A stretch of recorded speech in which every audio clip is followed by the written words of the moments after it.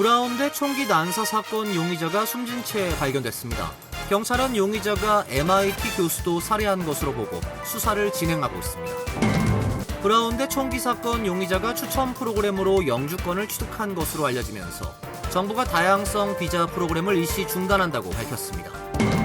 도널드 트럼프 대통령이 마리화나에 대한 연방 규제를 완화하는 행정명령에 서명을 했습니다.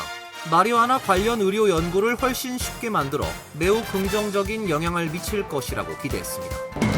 한국 정부가 미국 등 일부 국가에 적용해온 KETA 한시 면제 조치가 이달 말 종료되지만 관련 발표가 없어 한국 방문 계획에 혼선이 빚어지고 있습니다.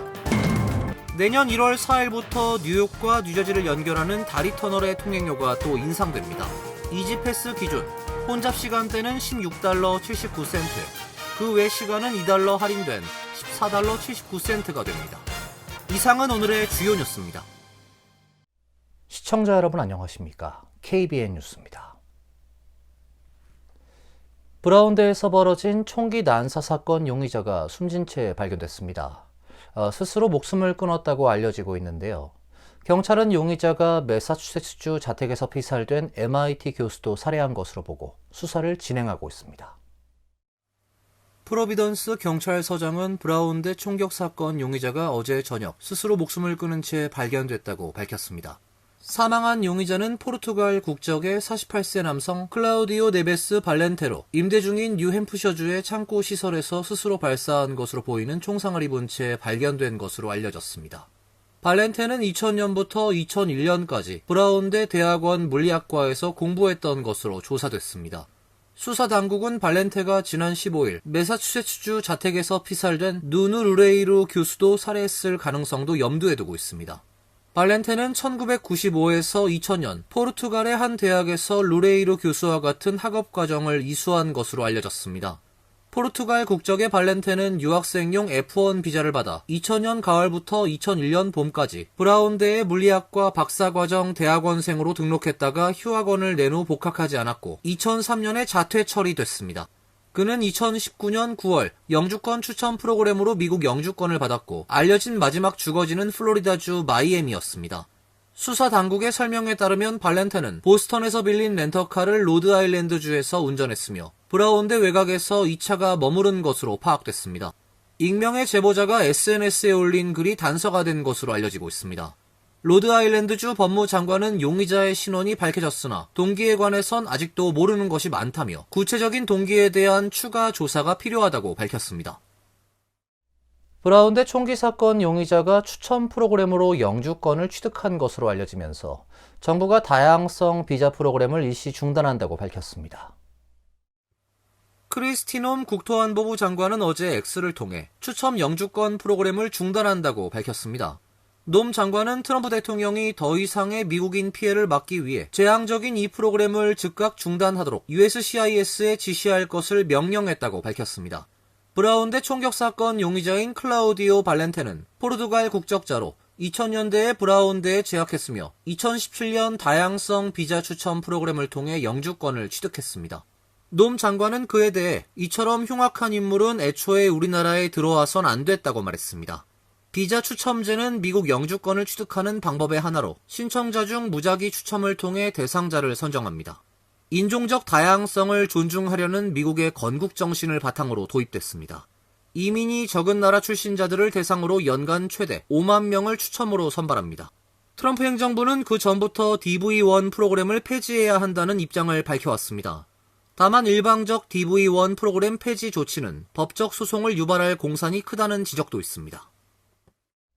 트럼프 대통령이 베네수엘라와의 전쟁 가능성에 대한 질문에 배제하지 않는다고 답했습니다.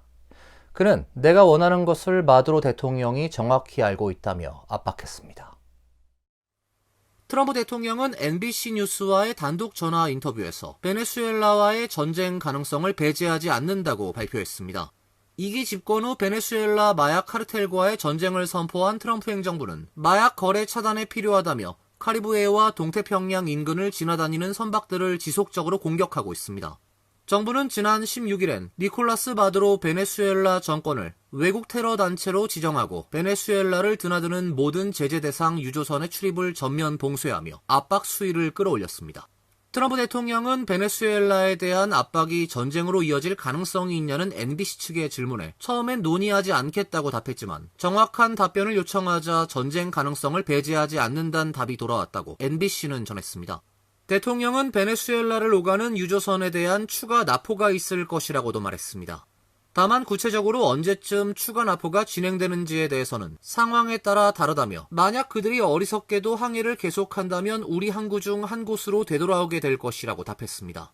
트럼프 대통령은 마두로 정권 축출이 궁극적인 목표인지에 대해서는 구체적 답변을 거부한 채 내가 원하는 것은 마두로 대통령이 정확히 알고 있다. 그 누구보다 잘 알고 있다고 답했습니다. 트럼프 대통령이 마리화나에 대한 연방 규제를 완화하는 행정명령에 서명을 했습니다. 대통령은 마리화나 관련 의료 연구를 훨씬 쉽게 만들어 매우 긍정적인 영향을 미칠 것이라고 기대했습니다. 트럼프 대통령은 어제 백악관에서 1급 물질인 마리화나를 3급으로 재분류하는 절차를 신속히 진행하도록 법무부에 지시하는 내용의 행정명령에 서명을 했습니다. 트럼프 대통령은 마리화나를 합법적인 의료용 이용이 인정되는 3급 관리물질로 재분류하는 행정명령에 서명하게 돼 기쁘다며 극심한 고통 속에서 이 조치를 간절히 요청하는 사람들이 있다고 밝혔습니다.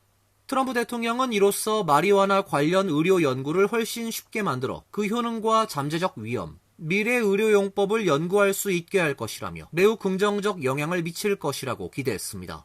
마리화나는 1970년 마약 분류 체계 도입 당시 1급 물질로 분류돼 헤로인, LSD, 엑스터시 등과 함께 연방 차원에서 불법화됐습니다. 40개 주 및 워싱턴 DC에서는 의료적 이용을 승인하고 24개 주에서는 오락 목적 이용까지 허용하고 있으나 연방 정부는 1급 규제를 그대로 유지해왔습니다. 다만 마리화나 이용이 전면 비범죄화되는 것은 아닙니다. 24개 주에서 주 법상 허용되는 오락 목적 이용은 등급 재분류와 무관하게 연방법상 기소 대상입니다. 공화당 일각에서는 반발하고 있습니다. 공화당 상원 의원 22명은 17일 트럼프 대통령에게 건강상 우려, 음주, 약물운전, 결근 문제 등을 이유로 마리화나를 1급 물질로 존치시킬 것을 촉구하는 서한을 보냈습니다. 또 공화당 하원 의원 9명은 펜본디 법무장관에게 마리화나는 헤로인과 다르지만 여전히 남용 가능성이 있으며 과학적으로 입증된 치료 가치는 없다며 1급 유지를 촉구했습니다. 한국 정부가 미국 등 일부 국가에 적용해온 KETA 한시 면제 조치가 이달 말 종료를 앞두고 관련 발표가 없어 한국 방문 계획에 혼선이 빚어지고 있습니다. 한국 정부는 지난 9월 KETA 한시 면제 연장 입장을 밝혔지만 종료를 12일 앞둔 시점까지도 공식 공지를 내놓지 않고 있습니다. 2021년 9월 도입된 KETA는 112개 무비자 입국 가능 국가 국적자가 한국 입국 전 현지 출발에 앞서 웹사이트의 여권 정보, 입국 목적, 체류 예정지 주소, 연락처 등을 입력하도록 한 제도입니다. 통상 현지 출발 72시간 전까지 신청을 마친 뒤에 허가를 받아야 하며 수수료는 7에서 8달러 수준입니다. 한국 정부는 2023년부터 미국 등 일부 국가를 대상으로 KETA 한시 면제 조치를 시행해왔으며 이달 31일까지 면제 기간을 연장한 바 있습니다. 면제 종료가 다가오면서 한인 온라인 포털 등에는 재연장 여부를 묻는 글들이 늘고 있지만 아직 한국 정부의 공식 발표는 없는 상황입니다. 다만 지난 9월 김민석 국무총리 주재로 열린 제10차 국가관광전략회의에서는 올해 종료 예정인 KETA 한시 면제를 1년 연장해 2026년 12월까지 유지한다는 계획이 제시됐습니다.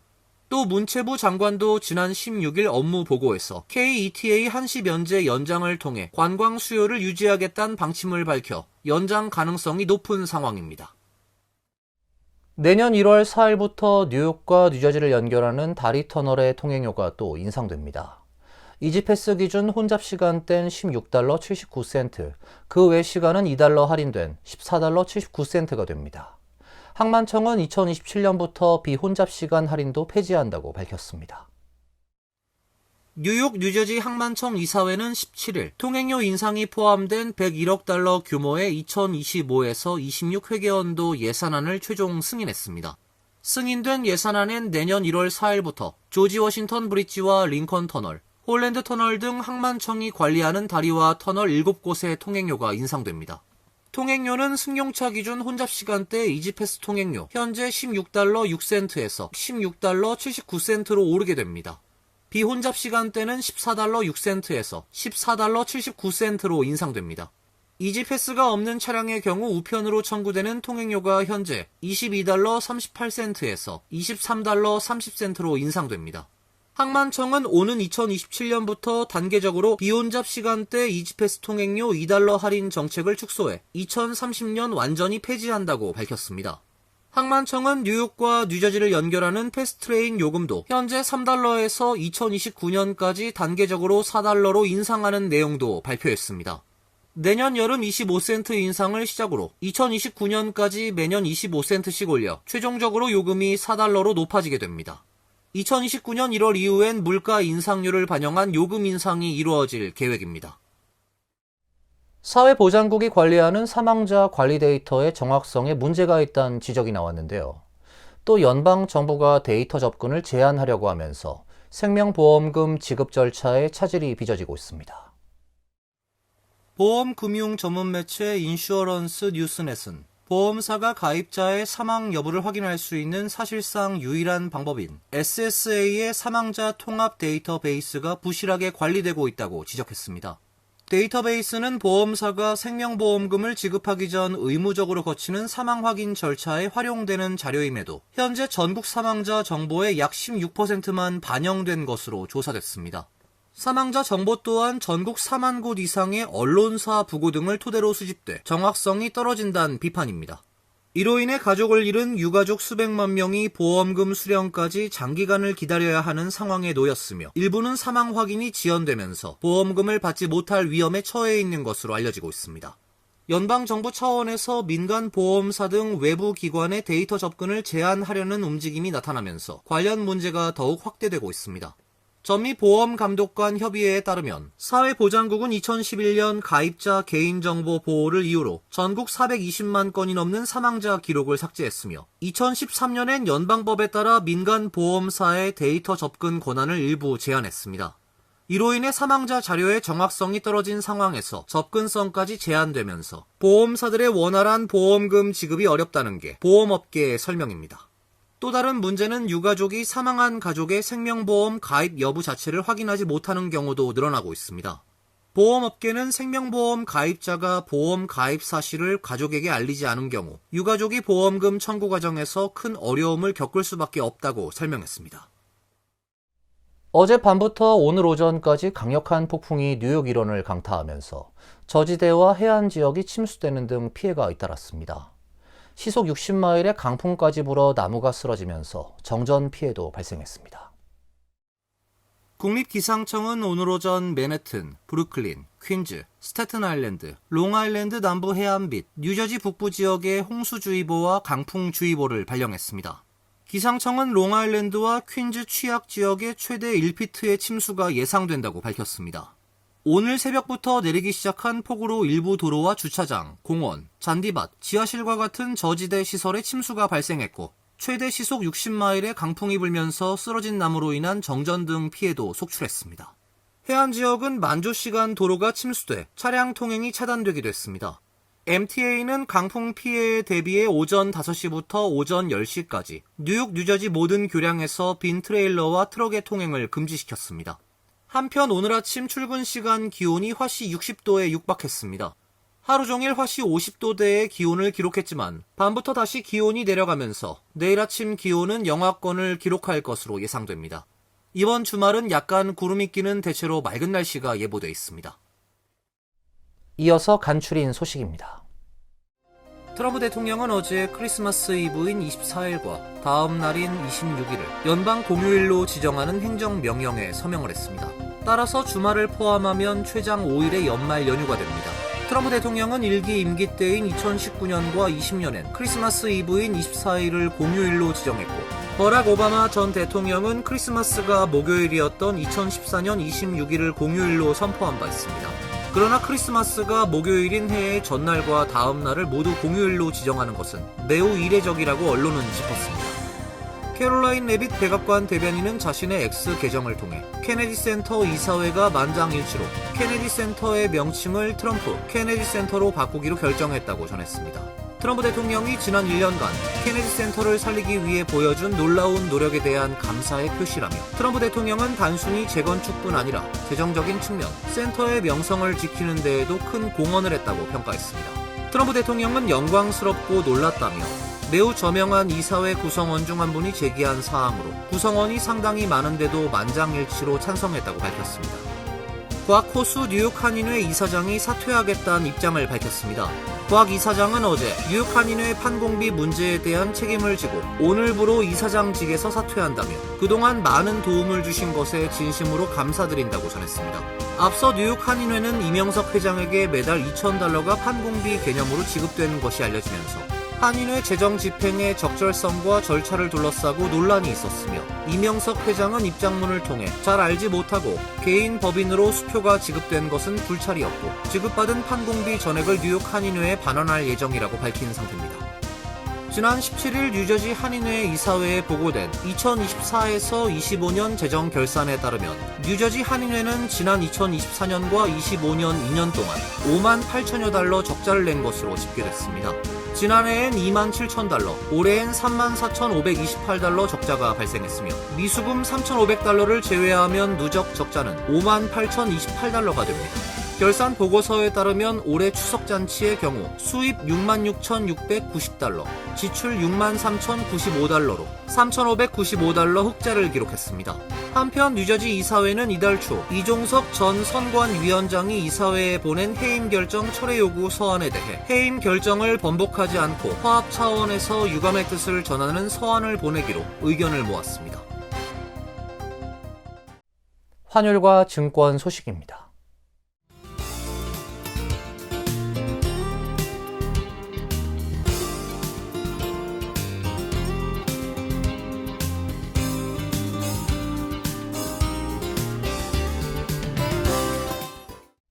이어서 날씨입니다. 내일은 약간 구름이 끼는 대체로 맑은 날씨가 되겠습니다. 낮 최고 기온 39도, 섭씨 4도, 밤 최저 기온 36도, 섭씨 3도로 예상됩니다. 일요일은 구름이 더 많아지고 강한 바람이 불겠습니다. 월요일은 대체로 맑은 날씨가 예보되어 있습니다. 이상으로 KBN 뉴스를 마칩니다. KBN과 함께 즐거운 시간 되시길 바랍니다. 위 동부 최대 한인방송 KBN이 제작하는 KBN 뉴스는 웹사이트 mykbn.com 그리고 유튜브와 페이스북에서 다시 보실 수 있습니다. 좋아요, 구독, 알림 설정은 뉴스 제작에 큰 도움이 됩니다.